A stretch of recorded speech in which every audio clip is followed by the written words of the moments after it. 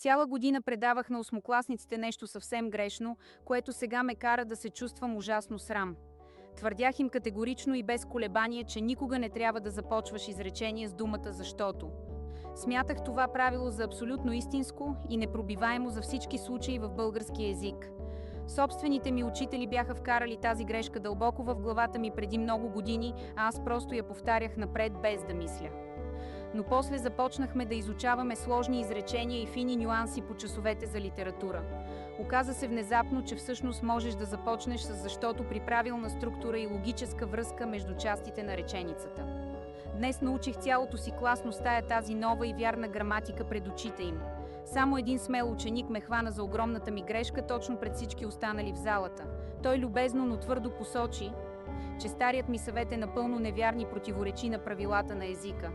Извиних се публично заради разпространената дезинформация, която съм носил с години в класната стая. Сега всички знаят правилото и могат да пишат свободно, без страх от грешка. Смешно е как погрешните идеи остават в главите ни толкова дълго години, докато някой смел не ги разбие. Чувствах се като лъжец пред децата си, които ми вярваха безусловно всеки ден.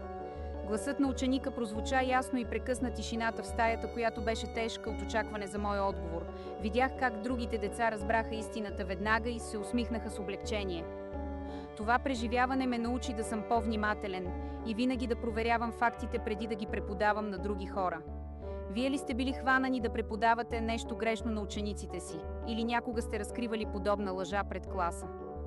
Какво чувство ви е обзело в този момент и как сте се справили с тази ситуация публично?